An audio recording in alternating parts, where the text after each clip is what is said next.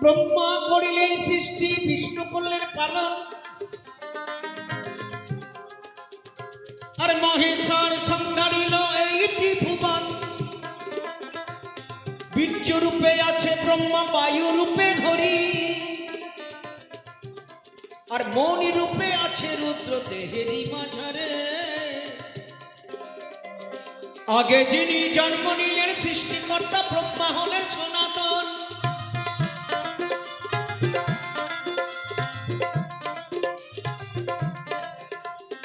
আগে যিনি জন্ম নিলেন সৃষ্টিকর্তা, ব্রহ্মা হলেন সনাতন। তারপরে এলেন দাদা শঙ্খ চক্র গদা পদ্ম, তিনি প্রাণ গোবিন্দ পালন কর্তা। নারায়ণ নারায়ণ নারায়ণ।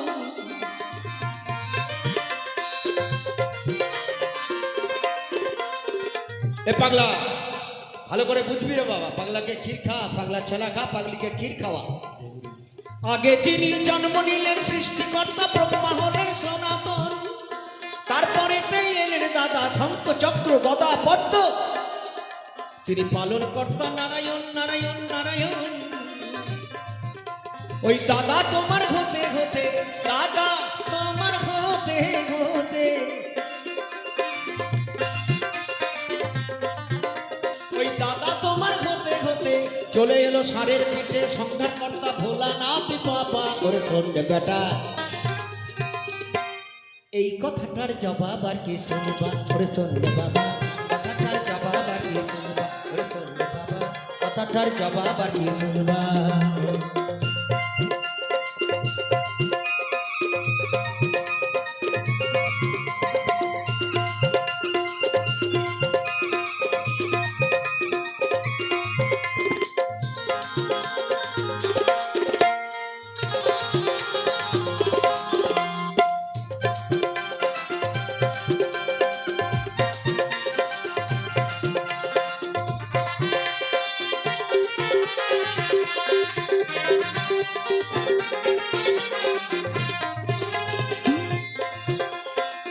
সুন্দর কথা বলেছেন না। আমরা তো বাবা সকলেই গুরুকরণ করি, তাই তো? তার কারণ যার ইশারায় বাবা আমরাই সুন্দর পৃথিবীতে বেঁচে আছি, অর্থাৎ সে ইশারা করছে আমরা বেঁচে আছি, তাই তো? যে গোটা বিশ্ব দুনিয়ার মালিক, সেও নাকি গুরুকরণ করেছিল, তাই তো? তো বলেছে কি, গুরু গুরু সবাই বলি, ও দেখো গুরুর গুরু কে বা।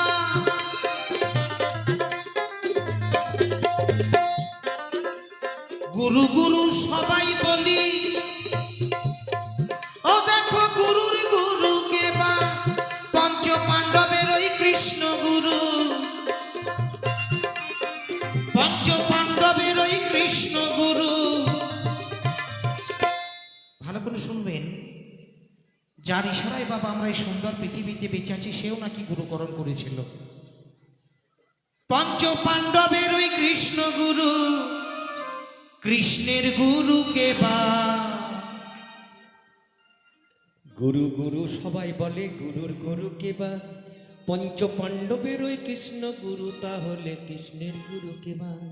রে পাগলা, সত্য যুগে ছিলেন নারায়ণ, নারায়ণের সনকাদি ঋষির কাছে দীক্ষা করেছিলেন গ্রহণ। তাই রাম বশিষ্ঠলে কুলুগুরু বিশ্বমিত্র দীক্ষাগুরু, দাপরে দিলেন কৃষ্ণ, গড়গাঁও দিলেন শিক্ষা, সন্দীপনীন দিলেন দীক্ষা। আর তার উপরে গুরুর উপরে তিনি আছেন একজন মহাগুরু কৃষ্ণের। আর কলিতে পিতায় পিণ্ডদান করতে গিয়ে মাধবাচার্যের শিষ্য ঈশ্বরপুরীর কাছে তিনি নিলেন দীক্ষা। ভারতী গোসাইয়ের কাছে নিলেন সন্ন্যাস দীক্ষা। আর গঙ্গারাম দাসের টোলে পাণ্ডিত্য অর্জন করে মধু নাপিতের কাছে মাথাটি মন্ডন করলেন। ভগবান আমার 4 যুগেই দীক্ষা নিয়েছেন।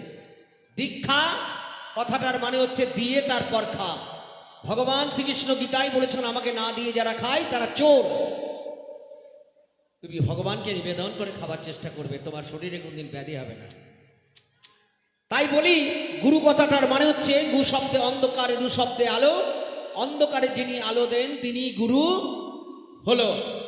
তোমার দেহ ছিল শ্মশান সমান, গুরু কর্ণে দীক্ষা দিয়ে করলেন ফুলবাগান।